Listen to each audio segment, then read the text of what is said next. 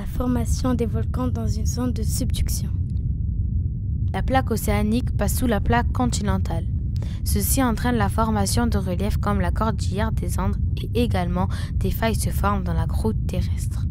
En s'enfonçant dans le manteau, la plaque océanique fond et devient du magma. Ce magma remonte à la surface en s'infiltrant dans les failles. Une chambre magmatique se crée. Ainsi, le magma s'échappe par une cheminée, entraînant la naissance d'un volcan. Ce phénomène dure de nombreuses années et il est accompagné de tremblements de terre.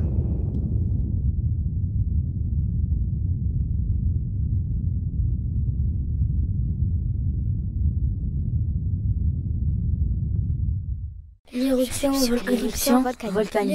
volcanique. Lors de l'éruption, les gaz contenus dans le magma s'échappent. Cela provoque des jets de lave qui se transforment en bombes volcaniques. Lors d'une nuée ardente, un mélange de cendres de lave peut atteindre 300 degrés et dévaler la pente très rapidement, comme un TGV à grande vitesse. Des gaz s'échappent sous forme de fumerolles. Il peut avoir des gaz toxiques comme le dioxyde de carbone. Les coulées de lave, c'est du magma qui se refroidit, qui s'échappe par le cratère ou par les failles.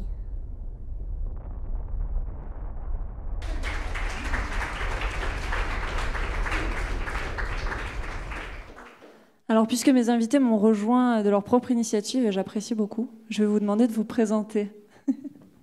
Alors moi je suis Timothée Vignal et je suis un des intervenants vidéo récurrents des Têtes de l'Art et voilà, j'ai participé avec ma voisine qui va se présenter à la fabrication de ces films.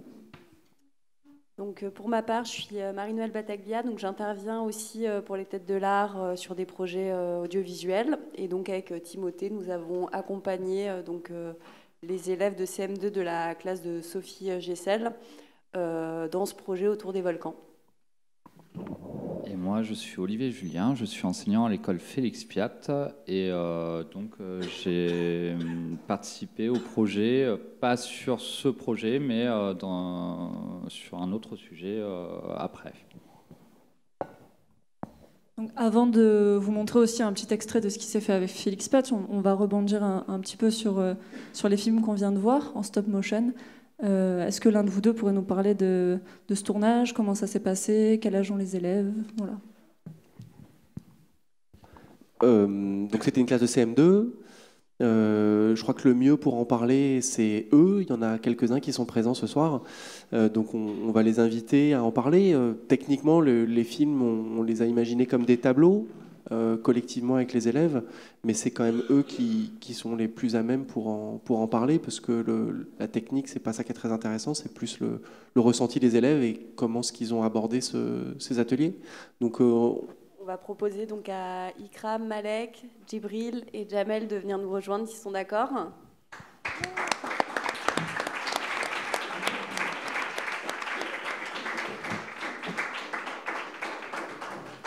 Et peut-être, ce qui fait que, est-ce que vous voulez raconter combien il y a d'élèves dans la classe et comment ça s'est passé un peu le projet? Moi, j'ai trouvé bien car on a appris des choses. Et voilà. Est-ce que tu peux nous dire pourquoi vous avez choisi les volcans? Car on était curieux de savoir comment...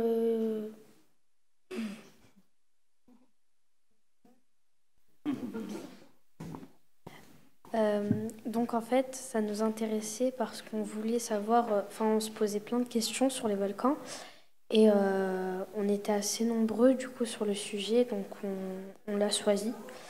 Et on avait pas mal de questions, donc ça nous a intrigués. Est-ce que vous voulez nous raconter un peu comment on a fabriqué les films? Il y a eu plusieurs étapes, vous vous souvenez? Moi, j'ai aimé comment on faisait la voix off et la voix on.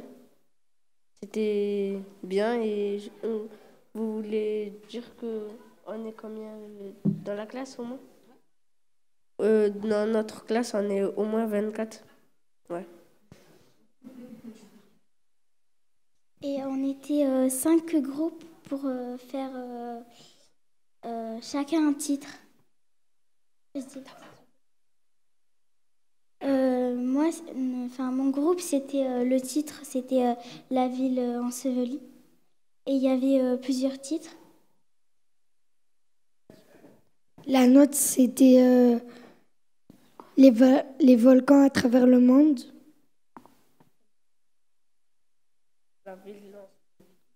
Mais voilà. Merci. Et donc effectivement, donc comme donc nos camarades nous le racontaient, il y avait donc 5 films qui ont été faits sur 5 sujets différents. Donc La ville ensevelie, les volcans à travers le monde, les plaques tectoniques, l'éruption que vous avez vue, et un dernier que j'ai oublié. Aussi le volcan endormi, donc avec la nature qui reprend possession du volcan. Et donc, comme tu le disais justement, ça a été des films faits en 2 étapes. Donc, d'une part, une partie animation avec la construction de ces décors que vous avez fabriqués vous-même en découpant, en dessinant. Et la fabrication des voix off, où effectivement, vous avez d'abord écrit des voix off qu'on a enregistrées ensuite ensemble. Et est-ce que vous pouvez nous dire juste un mot sur comment on a filmé tout ça?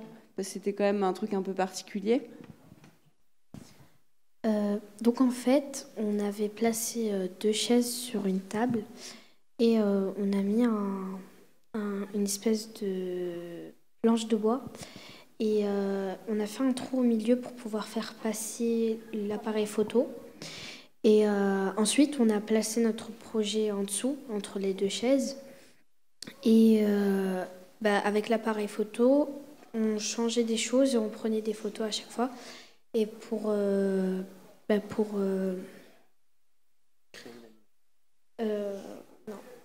créer une animation. Ah oui, pour créer l'animation, les films, il fallait assembler les photos, rajouter les voix off et plein des bruitages et tout ça. Merci beaucoup en tout cas, c'est réussi et moi j'en ai appris pas mal sur les volcans grâce à vos petits films. Voilà. Merci.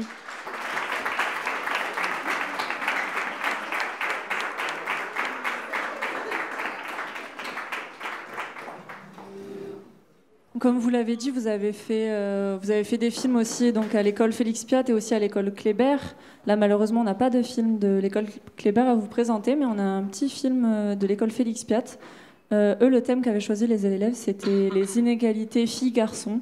Donc, on vous laisse découvrir ce qu'ils ont voulu nous dire sur ce sujet.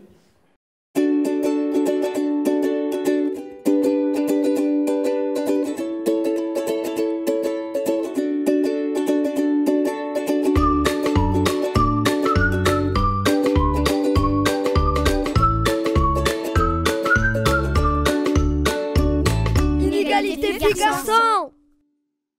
80% des filles se sont fait importuner dans la rue. Vous savez que les filles sont coquettes, elles prennent toujours soin d'elles.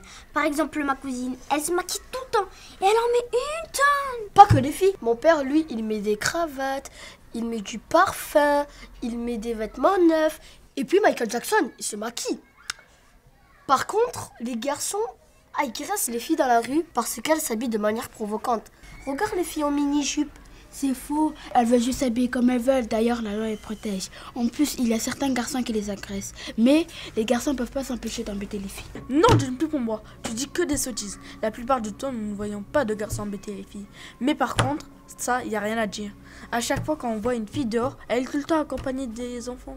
Arrête de dire les salades, les familles doivent se répartir la tâche. Mais regarde, mon père, il m'emmenait toujours au parc quand j'étais petite. Et elles peuvent aller au cinéma, sortir entre copines. Mais par contre, les filles ne savent pas se défendre dans la rue. Hein. C'est pas vrai, il y a une boxeuse professionnelle olympique française du nom de Estelle Mosselli. Si elle peut se défendre, toutes les femmes peuvent le faire.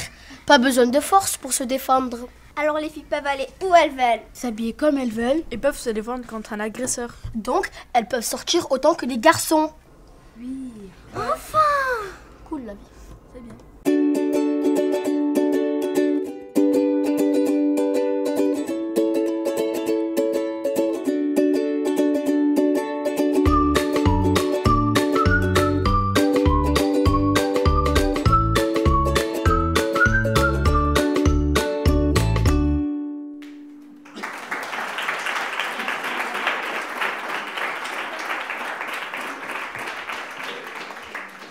Olivier, est-ce que vous voulez réagir et nous parler un peu de la construction de ce film? Oui. D'abord, j'aimerais remercier Timothée et Marie-Noël qui ont fait un gros travail avec nous et qui ont beaucoup apporté. Ça n'aurait pas été possible sans eux, ils sont les têtes de l'art d'ailleurs. Dans un premier temps, on a travaillé sur les médias, ce que c'était qu'un média avec eux. Et ensuite, on a choisi un thème. Donc, il y avait 2 thèmes qui étaient possibles parce qu'on avait, on avait des projets qui étaient à côté de celui-là. Les 2 projets, c'était la visite de l'Assemblée nationale et la participation à un concours sur les inégalités hommes-femmes. Donc, on a laissé le choix aux élèves qui ont choisi le 2e sujet. Ensuite, on a collecté des informations, en fait. On a cherché des préjugés qu'on pouvait avoir sur les inégalités hommes-femmes et on a cherché à les déconstruire. Donc ça a été le travail avec vous, principalement, avec Timothée et Marie-Noël. Dans un 3e temps, nous avons... Qu'est-ce que nous avons fait? Dans un 3e temps, nous avons construit des dialogues. Alors ça a été fait avec eux et ça a été fait aussi en classe parce que ça demandait énormément de temps et nous les avons mis en scène. Et là, ils ont apporté un gros plus à la fin, c'est la capacité à tourner un film et à le monter, ce dont j'aurais été incapable, ce qui donne ce résultat qui est très, très comblable selon moi. Voilà. Merci. Ce projet, avec ces 3 écoles réunies, il s'appelle TuBlog.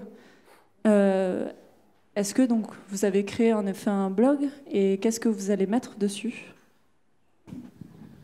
Alors, c'est Olivier qui nous a soufflé l'idée de faire un blog sur la plateforme qui s'appelle Benelu, qui est comment on pourrait dire, une plateforme donc qui est sponsorisée par l'Éducation nationale, qui permet effectivement de faire un blog. Et donc nous, quand on a été branché par Samuel, donc le coordinateur de Bouleg, il s'agissait de faire un hypermédia, donc sensibiliser les jeunes sur le journalisme en général, et donc aborder tout ce qui est papier, radio et évidemment la vidéo.